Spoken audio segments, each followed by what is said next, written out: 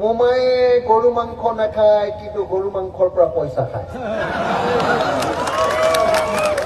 কথাটো বুজিছে নে নাই? বুজি পাইছে নে নাই? পাইছে নে নাই? চব বেপাৰ। মুছলমানৰ বিৰুদ্ধে এটা কথা কলে মানে 100 কোটি আহিব। কিহৰ পৰা আহিলে? চুপাৰীৰ পৰা, গৰুৰ পৰা। হয়নে নহয়? হয়নে নহয়? গৰু ঠিকেই বাংলাদেশলৈ গৈ আছে। একযোৰ গৰু, এক খাল গৰু বিক্ৰী কৰি যদি 55,000 পাইছিলে, এতিয়া সেই খাল গৰুত 35,000 টকা পায়। কিন্তু গৰু মাংসৰ দাম কমিছে নেকি? কিমান বাঢ়িলে? আগতে 100 টকা আছিলে, মোমাই দিনত কেইটকা হ'ল?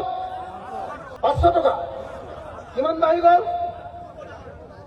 400 টকা মোমাৰ দিনত গৰু মাংসৰ দাম বাঢ়িলে। হয়নে নহয় কওক? মই এটা হিন্দু ল'ৰা, তেওঁলোকে কৈ থাকে যে ভাৰতখন হিন্দুৰ দেশ, আমি হিন্দুৰ দেশ বনাম। তেতিয়াহ'লে মোৰ কাৰণে পেট্ৰল আৰু ডিজেলটোৰ দামটো কমাই দিয়া মুছলমানতকে। হয়নে নহয়? আজিৰ দিনটোত আপোনালোকে পেট্ৰল কেইটকা কিনে? কেইটকা? 100 টকা। ঠিক আছে, মুছলমান মানুহক 100 টকা দিয়ক, মোক 50 টকা দি দিয়ক। মই হিন্দু, হয়নে নহয়? তেতিয়া মই হিন্দু দলটো ভাল পাম। বস্তুৰ মূল্যটো চবৰ কাৰণে সমান, কিন্তু ইফালে তোমালোকে হিন্দু উদ্ধাৰ কৰা। হয়নে নহয়? এইটোতো নহব ভাই। বৰাক উপত্যকাত বিজেপি অহাৰ আগতে 1 কেজি চুপাৰীৰ দাম পাইছিলে খেতিয়ক এজনে বিক্ৰী কৰি 400 টকা, আৰু বিজেপি অহাৰ পাছত এতিয়া পায় 250 টকা। আপোনালোকৰ ইয়াত কিমান পায় চুপাৰী? শুকান চুপাৰীটো 1 কেজি কেইটকা? 200? সেইটো সমানে। আগতে কিমান আছিলে? 400ৰ পৰা 500লৈকে পাইছিলে। হয়নে নহয়? এই যে 400ৰ পৰা 500 টকালৈকে পাইছিলে, হিন্দু মুছলমানৰ ৰাজনীতি কৰি কেনেকে খেতিয়কৰ পেটত বুৰ মাৰিলে দেখিলে নে? কেনেকে দাম কমি গ'ল, বস্তুৰ দাম বাঢ়িছে, খেতিয়কৰ বস্তু কেনেকে কমি গ'ল? কাৰণ আজিৰ দিনটোত হিমন্ত বিশ্ব শৰ্মা চৰকাৰে 1 কেজি চুপাৰীৰ পৰা 55 টকাতকে চিণ্ডিকেটৰ 2 নম্বৰী ধন তোলে। বুজি পালে নে নাই কি কল? ম্যানমাৰৰ পৰা চুপাৰী অনাটো বিক্ৰী কৰা বন্ধ কৰিব পৰা নাই।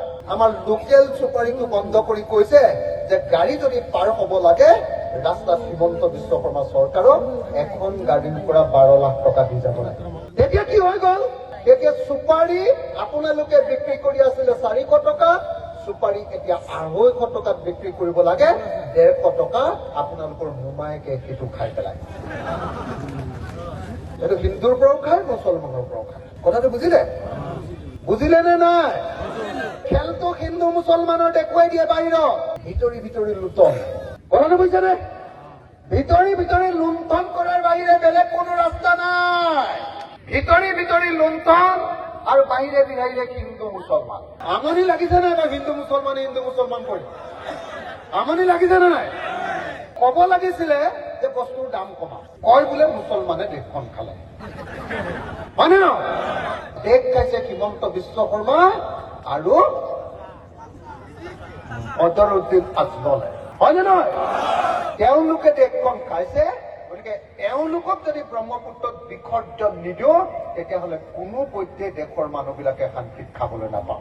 অসমৰ যিমান বিৰোধী দল আছে, ৰাইজৰ দল, কংগ্ৰেছ, অসম জাতীয় পৰিষদ, CPI, CPM, CPIML, চব আমি একলগ হ'ব লাগে আৰু চবে মিলি মেলি চকীৰে সৈতে মামা আৰু চাচাক বান্ধি লৈ ব্ৰহ্মপুত্ৰত দলিয়াই দিব। হয়নে নহয়? এওঁলোকে যদি কিবা পলিটিক্স কৰিবলৈ মন আছে, বাংলাদেশত গৈ কৰক। ব্ৰহ্মপুত্ৰত দি দিলে বাংলাদেশ গুচি যাব নে নাই?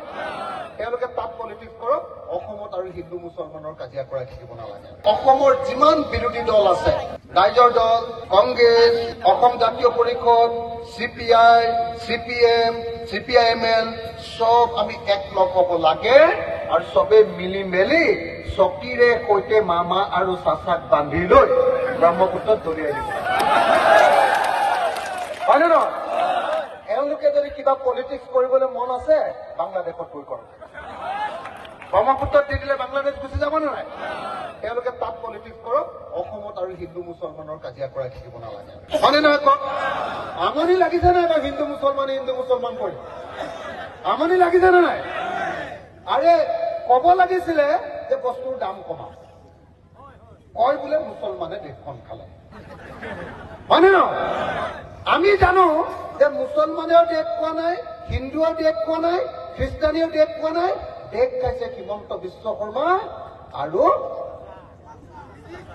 অজৰুদ্দিন আজমলে হয়নে নহয় তেওঁলোকে দেশখন খাইছে গতিকে এওঁলোকক যদি ব্ৰহ্মপুত্ৰত বিসৰ্জন নিদিওঁ তেতিয়াহ'লে কোনো পধ্যে দেশৰ মানুহবিলাকে শান্তিত খাবলৈ নাপাওঁ মই এটা হিন্দু ল'ৰা তেওঁলোকে কৈ থাকে যে ভাৰতখন হিন্দুৰ দেশ আমি হিন্দুৰ দেশ বনাম তেতিয়াহ'লে মোৰ কাৰণে পেট্ৰল আৰু ডিজেলটোৰ দামটো কমাই দিয়া মুছলমানতকে হয়নে নহয় আজিৰ দিনটোত আপোনালোকে পেট্ৰল কেইটকা কিনে কেইটকা 100 টকা ঠিক আছে মুছলমান মানুহক 100 টকা দিয়ক মোক 50 টকা দি দিয়ক মই হিন্দু হয়নে নহয় তেতিয়া মই হিন্দু দলটো ভাল পাম বস্তুৰ মূল্যটো চবৰ কাৰণে সমান কিন্তু ইফালে তোমালোকে হিন্দু উদ্ধাৰ কৰা হয়নে নহয় এইটোতো নহ'ব ভাই মই আপোনালোকৰ ইয়ালৈ আহি থাকোঁতে মই দেখিছো যে দবকাৰ চবৰ ঘৰৰ মানুহৰ ঘৰে তামোল গছ গাড়ী চলাই এখন ল'ৰাজনে ক'লে যে দাদা দবকাৰ মানুহবিলাকে খেতিৰ পাছতে আটাইতকৈ বেছি ইনকাম কৰে তামোলৰ বেপাৰ তামোল বেছি ক'লে যে অতি কমেও 50,000 70,000 পৰা 5 লাখ 6 লাখ টকালৈকে এবছৰত তামোলৰ পৰা পায় হয় নেকি বৰাক উপত্যকাত বিজেপি অহাৰ আগতে 1 কেজি চুপাৰীৰ দাম পাইছিলে খেতিয়ক এজনে বিক্ৰী কৰি 400 টকা আৰু বিজেপি অহাৰ পাছত এতিয়া পায় 250 টকা